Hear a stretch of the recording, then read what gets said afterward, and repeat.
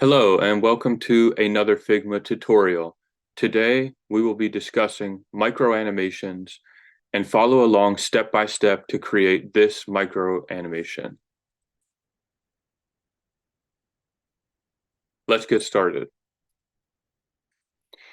Micro animations or micro interactions are used to provide visual feedback to a user that an action has taken place. They can also be used on a larger scale to add personality or make your product a delightful experience for users. Some examples of micro interactions that we encounter on a daily basis are swiping left on your phone to clear a notification, the ability to see that somebody is typing on a messaging app, or a progress bar indicating download percentage. We can use Figma's prototype and smart animate features to create simple micro animations. Let's get started recreating the micro animation we saw at the beginning of this video. So when we start creating an animation, whether it's a micro animation, long form, 2D or 3D, we should always start with a storyboard. As it pertains to micro animations and our exercise today, a storyboard is a sequence of drawings or frames, usually with notes that represent the idea planned for said micro animation. It's okay to have messy storyboards. It's really about capturing the essence of the key steps and what we want to capture in our animation. So here, if you recall from the animation we saw at the beginning of this tutorial, we want to start with the broom standing still, and I have that indicated in the first frame. Notice it's not perfect, it's hand drawn, but it captures the idea of the first frame. And then in the second frame, I'm writing in the notes that on the click, the broom moves up, and that's going to reveal our punchline to the joke. After a delay, we want the broom to come back down and cover up the punchline again so we can continue to click on the broom and it will continue to bounce up and reveal the punchline. And I have that indicated in my third frame. And then in the fourth frame, I have that I want to add some puffs of dust when the broom comes back down, just to add a little bit more personality and weight to the broom, and add some secondary animations to make my micro interaction more interesting. So we always start with a storyboard, and here it's a simple 4 frames, and it just captures the essence of what we're trying to create. So once you have your storyboard complete, you can select a frame size that is relevant to create your design. And that's going to be the next step of this process. So I went ahead and I already designed this frame here. And here you can see we just have the title, we have the instruction, and then we have the small illustration of the broom, which I actually just built using shapes in Figma.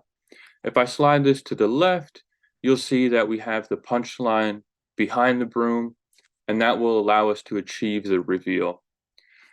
So again, once you're done your storyboard, you can select a frame that is relevant to your design, or you can work the other way and you can start with a frame size and just build your storyboard based off of that. Any of the preset frames here will work, but you should consider what you need to achieve your reveal for your specific animation. So this one we're working with is a iPhone 14 size, and I think that'll work fine for our animation today. So once you complete your design, what you want to do is just duplicate the frame, and I'm going to move it to a row below this, and I want to just keep a static version of my design here in case I need to go back to it, in case I need to reference it. The way that we're going to be creating this micro animation today is by duplicating the frame and moving the broom around and adding some ease and some features to the broom as it moves. So I want to just have this in case I need to go back and restart or for any other reason. So I'm going to duplicate my static design, and I'm just going to name this frame 1. And I know already from doing this that I'm going to need a few different frames to achieve this. So I'm just going to copy and paste some frames. And I think 1, 2, 3, 4, 5, 6. I think we're going to need 7. So here you can see right now everything's just the same. And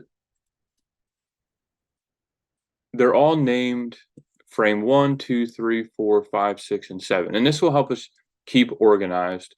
You'll notice that this up here is called my designed frame, and this up here is called my storyboard. So we just want to make sure that we're naming properly to stay organized. So my first frame, I just want to have the broom um, standing here, and my first frame is going to be an exact replica of my design. The second frame, I'm going to go ahead and we're going to use some principles of animation. And you can reference the 12 principles of animation. They hold true to 2D, 3D, and any forms of animation, and they hold true to micro animations as well. So here we're going to be using some squash and stretch and some anticipation for the broom. So here I want to add a guide just so I know where the bottom of my broom is. So as I change this, I'll have that consistent point. So when I go in my interaction, the broom isn't going to be moving all over. So I'm going to go in here and I'm actually going to squash the broom a little bit. And let's go ahead here and let's just go 190 and 190. Make it a lot smaller. And again, you notice as I did that, the broom kind of bumped up here. And so since I have this nice guide at the bottom, I can just make sure that my broom is staying in a consistent place, even though it's changing shapes. All right. And I'm going to go ahead and just design these out before I add any sort of interaction in here.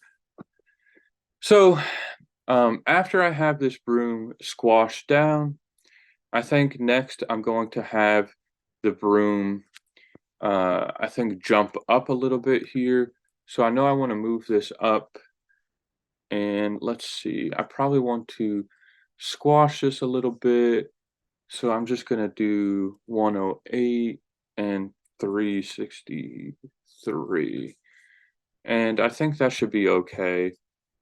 And then I'll just center it. And I'm going to have this jump up here. And let's have it jump up just to the top of the text. So the reason that this first squashes down and then goes up is we want to add a little bit of anticipation. So if I have the broom just go straight from the bottom and just go straight up, it's going to look pretty static. It's not going to be very interesting. I want to add a little bit of life to my broom. After all, it is moving around the screen. So I want to add some anticipation and I want to have this squash down. And then once it jumps up to reveal this, I want to have it stretch out. Now, a general rule of thumb for when you're applying squash and stretch to any animation is you want to keep the overall mass about the same. So if you notice here, we have our broom formatted as it is, as it stands regularly. But when we squash it down vertically, we pull it out horizontally because we want to keep that mass about the same. So it's about the same size on the page. And then when we stretch our broom and we stretch it here, as it loses space horizontally, it's going to gain space vertically. And that way the mass of the broom stays about the same. All right, so next in my fourth frame, I want the broom to sort of hover up here a little bit so we can read the punchline. So I'm just going to go ahead and I'm going to pull this up here. And I know that this one is aligned to the top here, so I'll have this aligned to the top as well. but I still want it to be stretched a little bit. So again, as I have this come here and it squashes down and then it stretches up a little bit, I have this aligned to the same place, but we want it to hover a little bit. And I still want it to be squashed a tiny bit because it's not back to its original form. It's still in motion. So I'm going to go here and I'm going to have it just, a little bit different from this other one. Because we want it to, you know, not feel completely static as it goes from frame 3 to frame 4, but we do just want to generally have it, um, you know, here. And I know I had this aligned here, but since I want to add a little bit of like a hover to it, I might just bump this up here. So it's not that drastic of a change, but it is starting to retain some of that form as it comes back to this first one. So it's not as stretched. Then for frame 5, we're going to have this come back down. And so before I do anything, I'm going to draw a guide here. And for frame 5, I want this to come back down and I want it to squash. I want it to really squash and hit the ground. So we're going to go ahead and make that 175 and 215. So it starts to hit the ground and kind of plop back down on the ground. So if I zoom out here, you can see we're starting here and we're going to go down a little bit and then we're going to pop up and it's going to float up here a little bit and then it's going to come back down. And then here, I wanted to really, really squash and kind of bleed into the ground a little bit. So we're going to go here and make that much. There we go. And whoops, I actually forgot to draw a guide before I did that because I want it to stay in the same place. So there we go.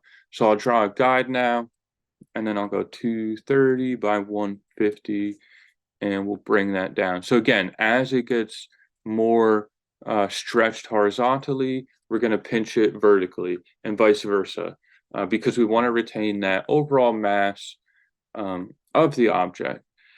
And then finally, before we get this to come back to the original frame, just to add a little bit of ease to it, I want the broom to sort of pinch back up so you can see what I'm talking about when we animate it, but I want this to just kind of come back in here and I'm going to make this 150 and 315.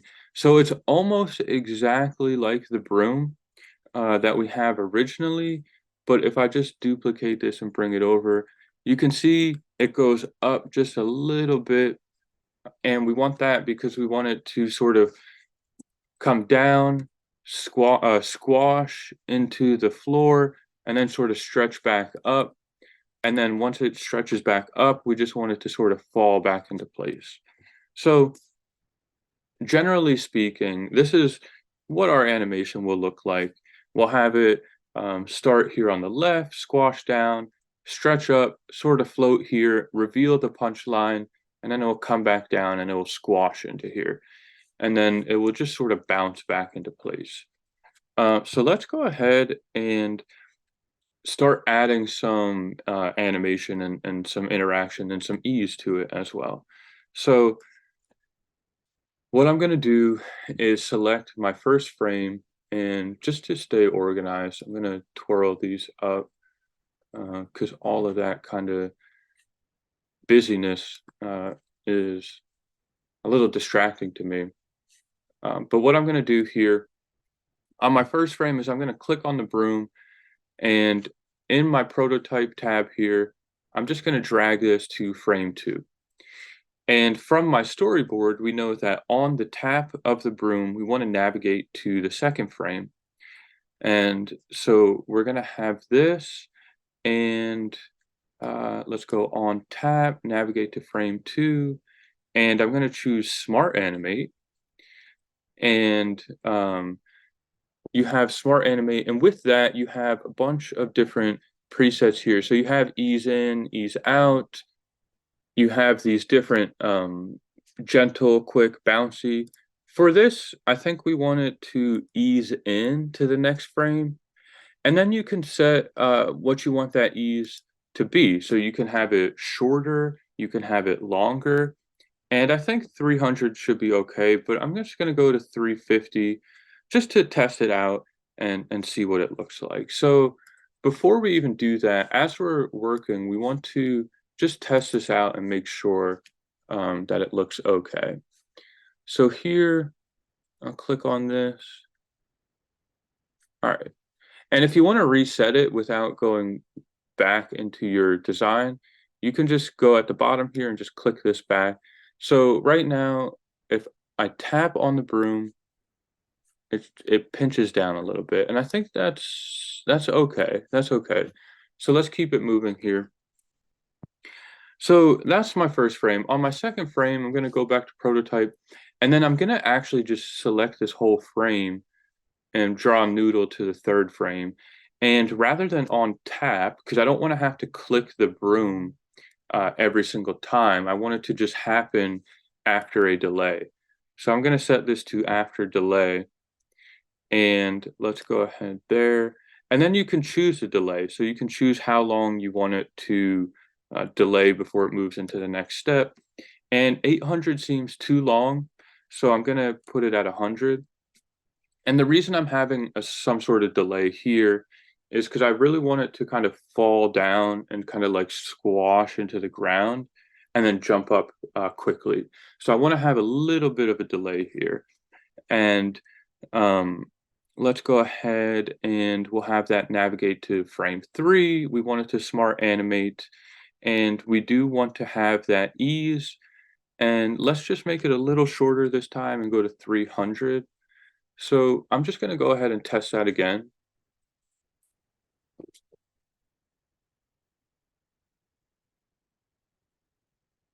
Okay, so it's getting better. Let's go back here.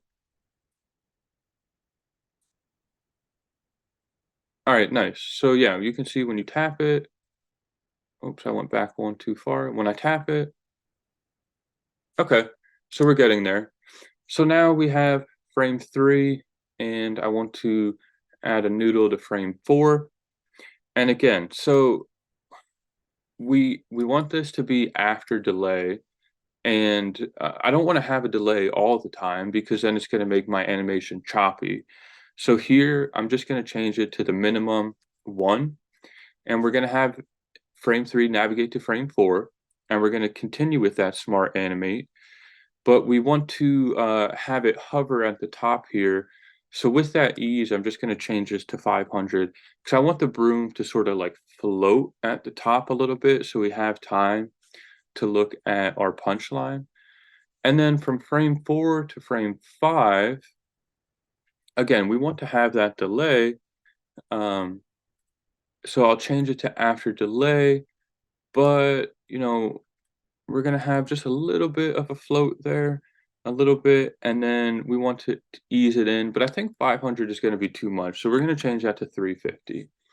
So let's just go ahead and again continuously go back and check your prototype and test your animation just to see what it looks like. Whoops, so let's go here. So I'll click on this. Nice, nice. Okay.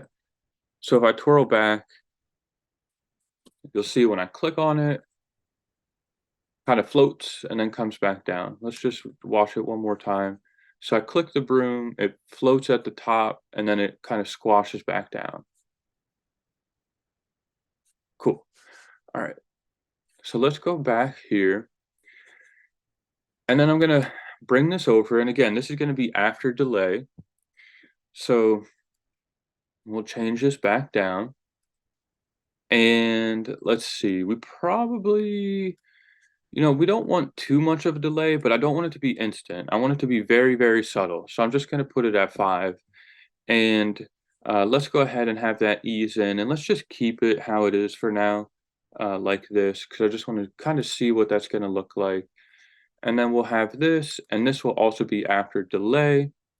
And again, let's just have a little tiny bit of a delay, but not too much. And then we want to ease that into frame 7, we're still keeping that smart animate and ease in.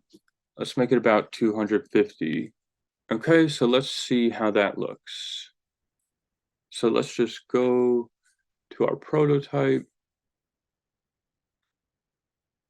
And whoops, I should probably set this to start on frame 3. So we'll go ahead and do that. But let's just click this here. Okay, not bad. Not bad. If I go all the way back to 3 here, let's click it again. So it squashes down, hovers in the air, and then kind of squashes back down on the ground. So let's watch that one more time. All right, we're getting there. It's getting there. So I think what would help this is if we add some additional details to this. Um, so let's go ahead and add a shadow here. So on my third frame, I'll go back to my design tab, and I'm just going to add just a basic shadow. Take the ellipse tool and let's go here. And I'm going to make it the color of my background and then just make it a little bit darker because I want it to be subtle. So let's go here and let's see. I think the shadow might be a little smaller. Yeah.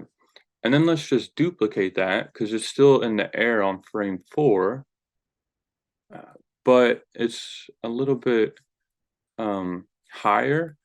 So I think as we make it higher, it's further away from the ground, so that shadow is going to be smaller.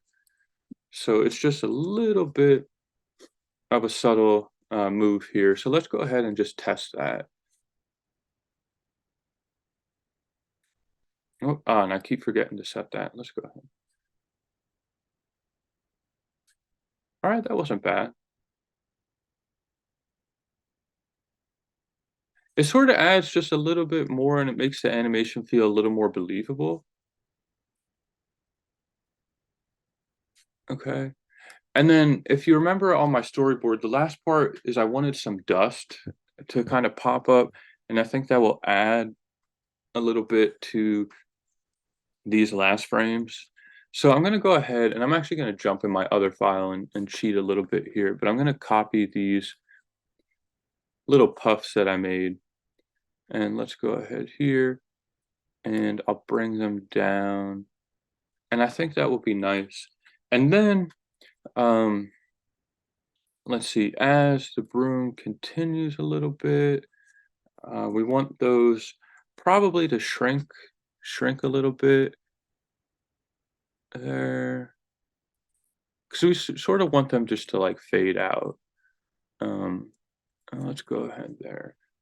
Yeah, and then we want to probably make this darker too. Because we want it to like subtly fade out. So let's go ahead there. And let's just go ahead and make that fill. All right. So here. And then lastly, we want this frame 7 to go back to frame 1 so we can just continue to click on it. Um, so let's go ahead and bring the noodle all the way back. And then we're going to have a little bit of a delay. So after delay, I'm going to have set this to 10, and we want it to navigate all the way back to frame 1, and we want to smart animate. But since this is the last piece, we really want to have a bit more of ease to it. So let's go ahead and make that 500. And then here, I'm just going to add a flow starting point because if you remember, I keep prototyping and it keeps going back here. So just to make it easier, I'm going to add a flow starting point and you can just do that up there. So let's test this animation. All right.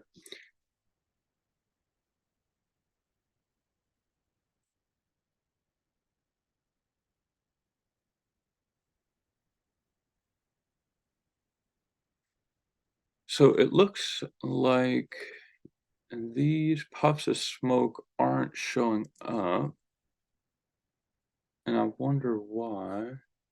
Oh, and that would be because they're not on the frame. So let's go ahead and drag these into frame 6. and see if that changes something.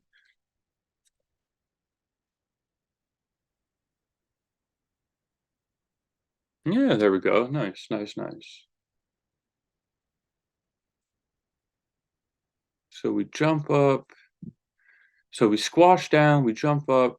There's a little bit of a shadow. And then as it comes down, it hits the ground and there's some puffs of smoke or some dust. So the only thing I want to do here, I think, is go ahead and change. Um, I think the shadow might be too. And let me go back to design. Maybe the shadow's a little bit too big. Let's go there. And I'll just duplicate this back over here. And we're gonna do that. So that looks a little better. And then also these puffs of smoke, I think um as they go here, I probably want them just to kind of like go up and out diagonally just a little bit as it goes back to the first frame. So let's go ahead and test that out.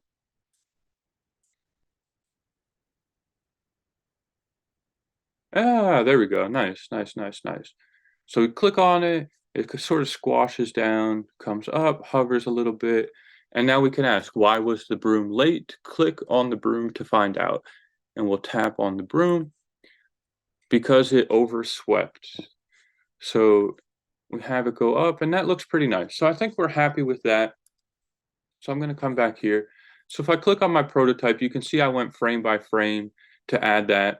But the nice thing about the Smart Animate function is it will sort of draw those in between frames for you, so you don't have to animate every single one. And then with the Smart Animate function too, if I just click on this just to show you, we have a bunch of different options, and we can navigate anywhere we want.